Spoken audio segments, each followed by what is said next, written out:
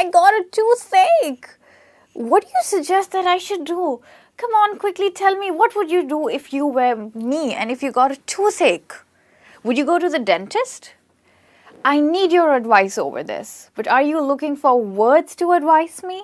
That's really sad, but I'm going to help you with that because in this lesson, I'm going to tell you how to ask for advice, how to give advice, and not just that, how to even decline advice. Stay with me, Michelle, to learn more.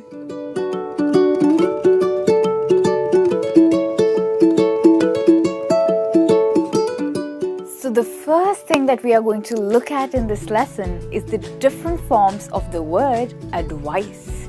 Do you know that advice can be used as a verb? Yes, if I tell you that I advise you to learn English, it's because you're going to use that in your job application or for bagging good jobs. So here, the word advice is acting as a verb because I'm giving it as an action. I advise you. So it is an action that I'm telling you that I'm performing. So one way of using advice is as a verb.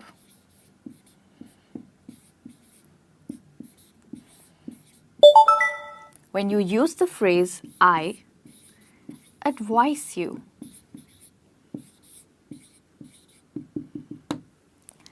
And I must tell you that once my father gave me a great piece of advice. He told me, never give up.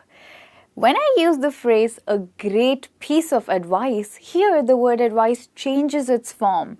It becomes from a verb to a noun. Advice can also be used as a noun in the phrase a great piece of advice.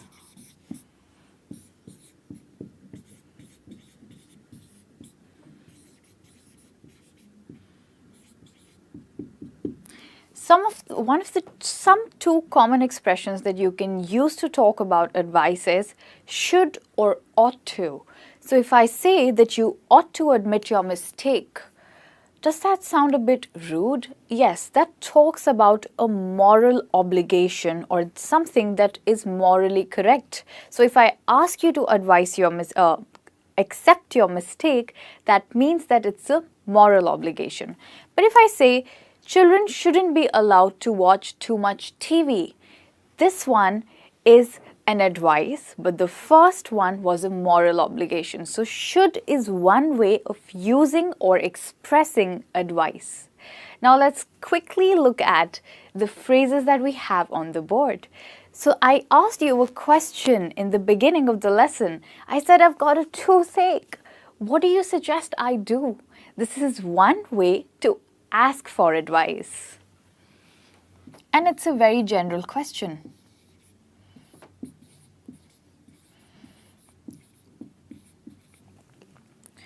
But if I say, what's your advice? That is asking your advice specifically. You might want to tell me a specific routine that I must follow when I ask you this question. So I could ask this question to a doctor or possibly to a dentist. I could ask him, what's your advice, doctor? And he'd give me a set of routine that I must follow, a set of steps that I must follow. So this is a very specific phrase. And you could ask this to a doctor in a more formal way. But the first phrase where we say, what do you suggest, is a more informal phrase that you could ask from your friend. Let's look at the third one. If you were me, what would you do? Here you're asking the listener to put himself in your shoe. You're empathizing them. You're asking them to feel what you're feeling. So if I'm feeling the toothache, I'd say, I'm having a toothache. What would you do if you were me?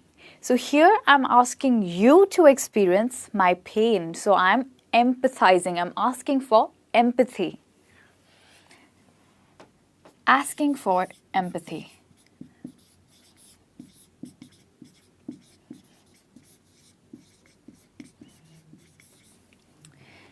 These three are some ways to ask for advice.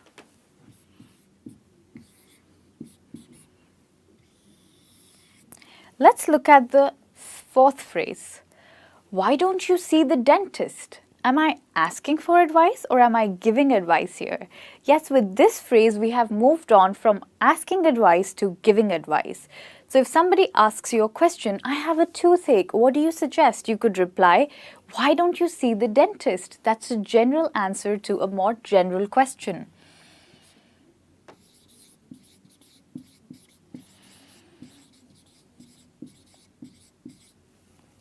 Let's look at the next phrase.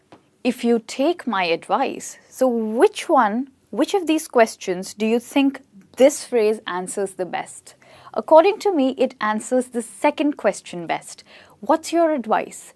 So you could, if somebody asks you this question, what's your advice? You could reply, if you take my advice, you should brush your teeth on a regular basis. And you must also use a mouth freshener to keep your gums clean. So this one is very formal and it's a best fit for the second question to give a more specific answer. Let's look at the sixth one. If I were you, as you would have already guessed it, this is how you should answer this question. What would you do if you were me? You should reply, if I were you, I'd see a dentist ASAP, as soon as possible. So here, you're empathizing with the speaker, which means that you're trying to understand their situation and help them out with a solution. So these are 3 ways to give an advice.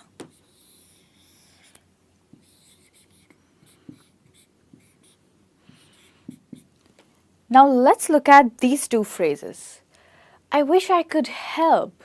So if you're really busy one night and one of your friend needs some help for a project at work, but you're also very busy with an assignment and he asks for help, but you're not able to, you're not in a situation where you could help him. So you'd reply, I wish I could help, but I'm sorry, I have loads of work to complete. So in this situation, you are declining an advice. Declining a favor or advice.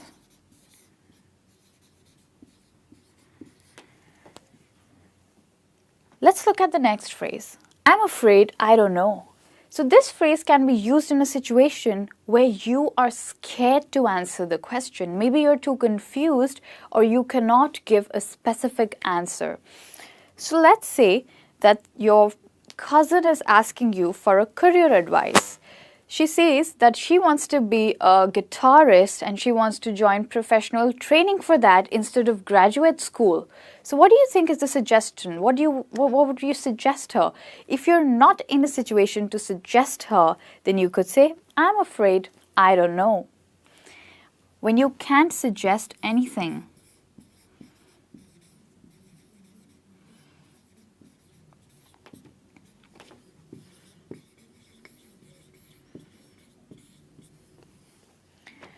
now let's look at the last phrase that we have on the board, you'd better.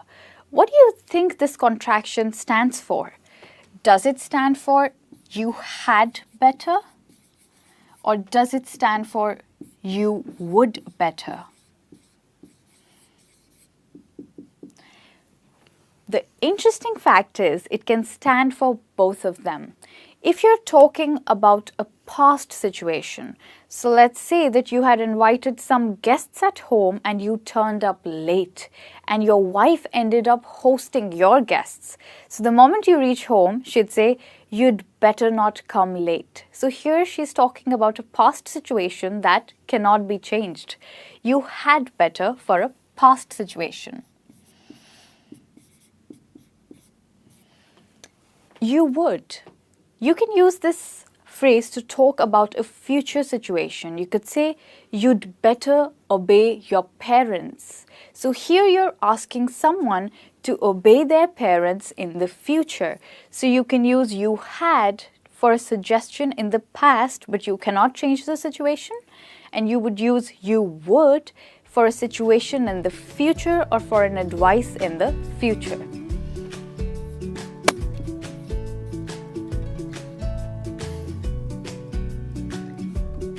Future.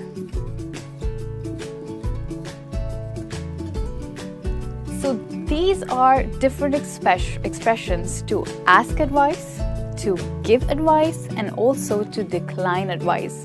Don't forget to use words like should and ought to that I shared with you. And remember to use the word advice both as a verb and also as a noun. Thank you so much for staying with me in this lesson. Please come back again for another lesson with me, Michelle. Till then, you take care. Bye-bye.